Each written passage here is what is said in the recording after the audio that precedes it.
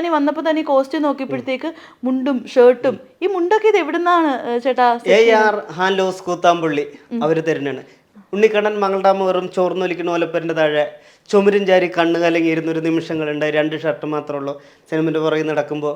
അപ്പോൾ 2 ഷർട്ടുള്ളൂ എന്നൊക്കെ പറഞ്ഞാൽ അവിടെ നിന്ന് എൻ്റെ ജീവിതം തോളിൽ, നമ്മുടെ സ്വന്തം വിജയണ്ണൻ തോളിൽ കേട്ടപ്പോൾ ജീവിതം മൊത്തം മാറി. അതിന് കാരണം നിങ്ങളും ദൈവവും നമ്മുടെ സ്വന്തം വിജയണ്ണൻ തോളിൽ വെറുതെ ഒന്ന് കൈവച്ചതാണ്.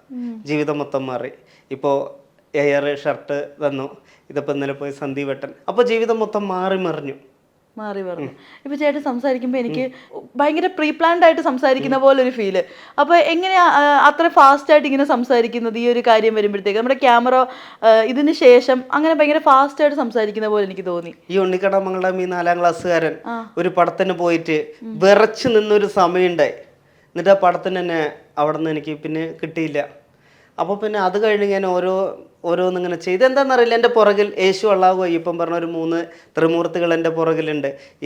ഈ നമ്മൾ എന്തെങ്കിലും ആയിക്കഴിഞ്ഞാൽ മുതലെടുക്കാൻ വേണ്ടി കുറേ ആൾ വരും. അപ്പോൾ എന്ത് ചെയ്യണമെങ്കിൽ നമ്മളൊരു കോൺഫിഡൻസായി പുഞ്ചിരിയായി നമ്മൾ നേർവഴി കൂടെ ഒരാളുടെ മുഖത്ത് നോക്കും ചിരി, അത് പുഞ്ചിരിയായിരിക്കണം.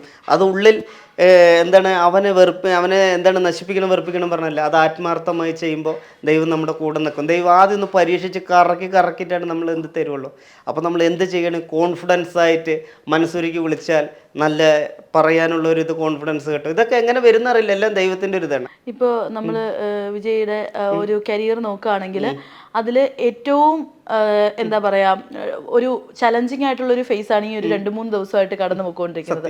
അപ്പോൾ ഈ ന്യൂസുകളൊക്കെ കാണുന്ന സമയത്ത് എന്താണ് ഇപ്പൊ സത്യസന്ധമായി പറയുകയാണെങ്കിൽ വിജയോടുള്ള എല്ലാ ആരാധനയും മാറ്റി വെച്ചിട്ട് പുറമെ നമ്മളെപ്പോലെ ഒരാളെന്നുള്ള നിലയിൽ നോക്കുകയാണെങ്കിൽ ഈ ഒരു ഇൻസിഡന്റിനെ കുറിച്ചിട്ട് എന്താ പറയാനുള്ളത്? സത്യം പറയുന്ന സങ്കടമാണ്. എനിക്കൊന്ന് പറയാനുള്ളത്, ഞാനൊരു മലയാളിയാണ്. മലയാളിന്ന് അല്ല, എന്നെ ഒരു അനിയനെ പോലെ ഒരു മോനെ പോലെ ചേർത്ത് ഉള്ളിൽ കയറ്റിട്ടാണ് കൊണ്ടുവന്നത്. 2.5 ദിവസം റൂം എടുത്ത് തന്നു. തിരിച്ച് നനച്ച വണ്ടി വിട്ടു.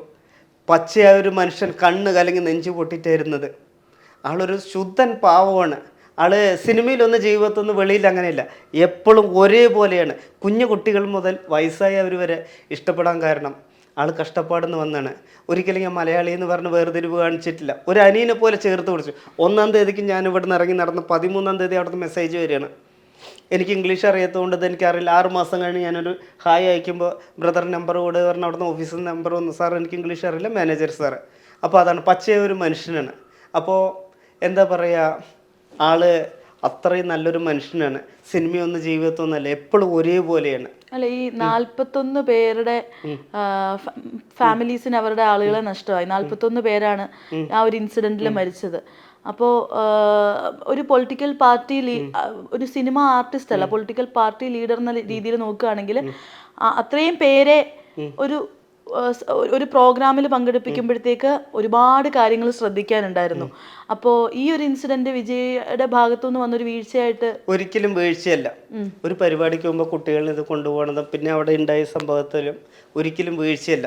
വിജയണ്ണൻ അത്രയും പച്ചയ ഒരു മനുഷ്യൻ, ആരിനും വേർതിരിവില്ലാതെ എല്ലാവരും, ചെറിയ ആളില്ല വലിയ ആളില്ല, ഒരു കണ്ണുകൊണ്ട് കാണുന്ന പച്ചയ ഒരു മനുഷ്യനാണ്. ഈ ഉണ്ണിക്കണ്ണൻ മംഗൾഡാമിൻ്റെ ജീവിതം മാറ്റിമറിച്ചത് എൻ്റെ വിജയണ്ണനാണ്.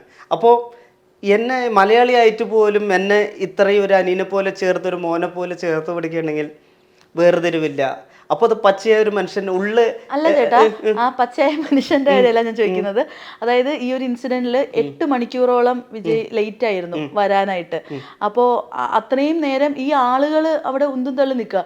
അപ്പോൾ ഈ ആളുകളോട് ഒരു അത്രയും കൂടുതൽ നമ്മൾ ഈ മൂവിയിലൊക്കെ കാണുന്ന പോലെ എല്ലാവരുടെയും ഒരു രക്ഷകൻ, ആ ഒരു ഇമേജ് ഉള്ള ഒരാളായിരുന്നെങ്കിൽ ഈ ഒരു 8 മണിക്കൂർ ഡിലേ അത് വരുമായിരുന്നോ? ഒരു 1-2 മണിക്കൂർ നമുക്ക് ഓക്കെ എന്ന് പറയാം. ഈ ആളുകൾ 8 മണിക്കൂർ, അത് വിജയോടുള്ള സിനിമകൾ കണ്ടിട്ടുള്ള സ്നേഹമാണ്.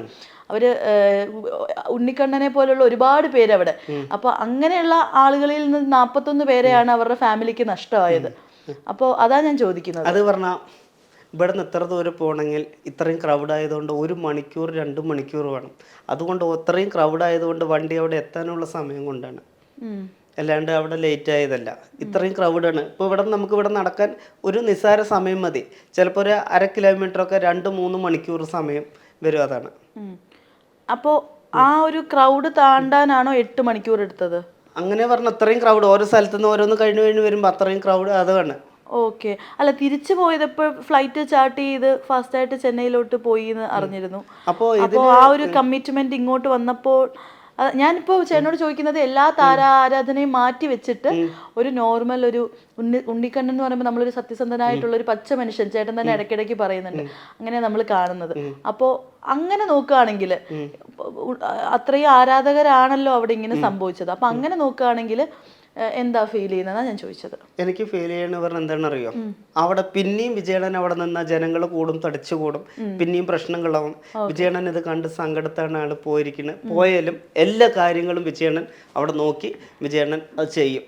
അവിടെ നിന്ന് കഴിഞ്ഞാൽ പിന്നെയും ജനങ്ങൾ കൂടും, ക്രൗഡ് കൂടും. അതുകൊണ്ടാണ് പോയത്. വിജയണ്ണൻ ഒരു സാധാരണ പച്ചയ മനുഷ്യൻ, എല്ലാ കാര്യങ്ങളും വേണ്ടത് അവർക്ക് ചെയ്തിരിക്കും. അതാണ് വിജയണ്ണൻ. ഈ നമ്മൾ മൂവീസിലൊക്കെ, വിജയ് മൂവീസിലൊക്കെ നമ്മൾ കാണുമ്പോഴേക്ക് ഒരു പ്രശ്നം വരുന്ന സമയത്ത്, അപ്പോൾ എല്ലാവരും സിനിമ കണ്ടിട്ട് തന്നെ ആണല്ലോ ഫാൻസ് ആയത്. ഇപ്പൊ ഏറ്റവും കൂടുതൽ കമന്റ്സ് വരുന്നത് സിനിമയിലെ രക്ഷകൻ റിയൽ ലൈഫിൽ ഒരു ഇൻസിഡന്റ് വന്നപ്പോൾ അവിടുന്ന് പെട്ടെന്ന് തന്നെ പോയി എന്നാണ് നമ്മൾ കമന്റ്സ് കണ്ടത്. അപ്പോൾ അതിനോട് എന്താ യോജിക്കാൻ പറ്റുന്നുണ്ടോ? ഞാൻ ഒരിക്കലും ഇല്ല. ഒരിക്കലും ഇട്ടെറിഞ്ഞു പോവുക എന്ന് പറഞ്ഞാൽ അതൊരു അത്രയും ക്രൗഡ് കൂടിയാൽ മീഡിയൻ്റെ മുന്നിലൊന്നും പറയാൻ സങ്കടപ്പെട്ടിരിക്കുന്ന ഒരാൾ അവിടെ നിന്ന് കഴിഞ്ഞ് പിന്നെയും പ്രശ്നമായതുകൊണ്ടാണ് ആൾ പോയത്. എന്തായാലും അവരുടെ കാര്യങ്ങളൊക്കെ വേണ്ടതുപോലെ പറഞ്ഞ് കൂടെ എല്ലാവരും നോക്കും. ആ ഒരു വിശ്വാസം വിജയണ്ണനും ഇതാവും. ആ സങ്കടത്താണ് പോയത്. ഒരിക്കലും ഇത് പ്രശ്നം വന്നപ്പോൾ ഓടിപ്പോവുക അങ്ങനെയല്ല. ആള് കുഞ്ഞു കുട്ടികൾ മുതൽ വയസ്സായവർ വരെ ഇപ്പോഴും താരരാജാവ് എല്ലാവരിനും പോലെ, എല്ലാവരും ഇഷ്ടപ്പെടുന്ന പോലെ ആള് ഒരു കാര്യത്തിനും ഒരു കുറവും വരുത്താത്ത ഒരു നല്ലൊരു മനുഷ്യനാണ്. ഈ താര ആരാധന ഇത്രയും എന്താ പറയുക, ഇത്രയും ആളുകൾ അവരുടെ ജീവൻ പോലും മറന്ന് ഇങ്ങനെ ചെയ്യുന്നതിലോട് യോജിപ്പുണ്ടോ? യോജിപ്പ് എന്ന് ചോദിച്ചാൽ അത് അത്രയും ക്രൗഡിൽ കുറച്ചൊന്ന് ഒതുങ്ങി മരത്തിൽ അവിടെ ഇവിടെയും കയറുന്ന കുറച്ചൊന്ന് ഒരു നിയന്ത്രണം പാലിക്കാൻ ജനങ്ങളും കൂടെ ചെയ്തിരുന്നെങ്കിൽ ഇങ്ങനെ അത്രയേ പറയാനുള്ളൂ. ഉണ്ണിക്കണ്ണൻ ഇതുപോലെ ക്രൗഡായിട്ടുള്ള, ചേട്ടൻ ഇതേപോലെ പോയിട്ടുണ്ടോ അത് കാണാനായിട്ട്? മാനാട് പോയിട്ടുണ്ട്. അപ്പൊ ഇത്രയും ക്രൗഡുകളിലൊക്കെ അപ്പൊ ശരിക്കും പറഞ്ഞാൽ എന്തുകൊണ്ടാണ് ഇത്രയും ഒരു ആരാധന? ഈ സിനിമകൾ കണ്ടിട്ടാണോ അതോ ഒരു വ്യക്തി എന്ന രീതിയിലാണോ? എങ്ങനെയാണ് ഈ ഒരു ഇത്രയും, ഇപ്പം ഒരാളുടെ വേഷം വരെ ഈ ഒരു മുണ്ടും ഷർട്ടിലും എല്ലാം അത്രയും ഒരാളെ ഇങ്ങനെ ഡീപ്പായിട്ട് ആരാധിക്കാൻ. ഇപ്പൊ നമ്മുടെ ഇടയിൽ മമ്മൂട്ടി ഫാൻസ് ഉണ്ട്, ലാലേട്ടൻ ഫാൻസ് ഉണ്ട്, ദുൽഖറിന്റെ ഫാൻസ് ഉണ്ട്, എല്ലാവരും ഉണ്ട്. പക്ഷെ ഇങ്ങനൊരു ആരാധന നമ്മൾ അങ്ങനെ കണ്ടിട്ടില്ല. അപ്പൊ എന്താണ് അതിന്റെ റീസൺ? എന്താണ് ഇത്? സത്യത്തെ എന്താ ചോദിച്ചാൽ സിനിമയാണ് എൻ്റെ മോഹം. രാഷ്ട്രീയത്തിൽ ഇറങ്ങണമെന്ന് പറഞ്ഞപ്പോൾ പല പ്രാവശ്യം വീട്ടിൻ്റെ മുന്നിൽ നിന്ന് നടക്കാതെ അവരുടെ കൂടെയുള്ളവർ ചീത്ത പറഞ്ഞതൊന്നും അണ്ണനെ അറിയണില്ല. ആരും ചെയ്യാത്ത വഴി കൂടെ എൻ്റെ തലയിൽ എഴുതി വെച്ച് നിയോഗം ഇങ്ങനെയാണ്, ഇങ്ങനെ നടക്കണം പറഞ്ഞു. അപ്പോൾ എനിക്ക് ലാലേട്ടൻ, മമ്മൂക്ക, ദിലീപേട്ടൻ, രാജുവേട്ടൻ, ജയേട്ടൻ, ഞാൻ മുന്നും പറഞ്ഞു, രജനി സാർ, ചിമ്പുണ്ണൻ, ധനുഷണ്ണൻ, അപ്പോൾ ഇവർ എല്ലാവരും കൂടെ തെലുങ്കാനയും മലയാളം തമിഴും ഒരു വേറൊരു എല്ലാവരും കൂടെ അഭിനയിക്കണം. അപ്പോൾ എൻ്റെ ഇപ്പോൾ ജീവിതം എൻ്റെ തലയിൽ എഴുതി വെച്ചത് ഇളയ ദളപതി വിജയണ്ണൻ്റെ പേരിലാണ് ഇപ്പോൾ ലോകം എല്ലാവിടെയും അറിയുന്നത്. തമിഴും കേരളം എവിടെ പോയാലും എന്നൊരു ഫോട്ടോ എടുക്കാൻ വന്നാലും ഒരു സംസാരിക്കാൻ വന്നാലും അപ്പോൾ എൻ്റെ തോളിൽ കൈയിട്ട് എന്നെ രക്ഷപ്പെടുത്തിയ എൻ്റേതാണ്.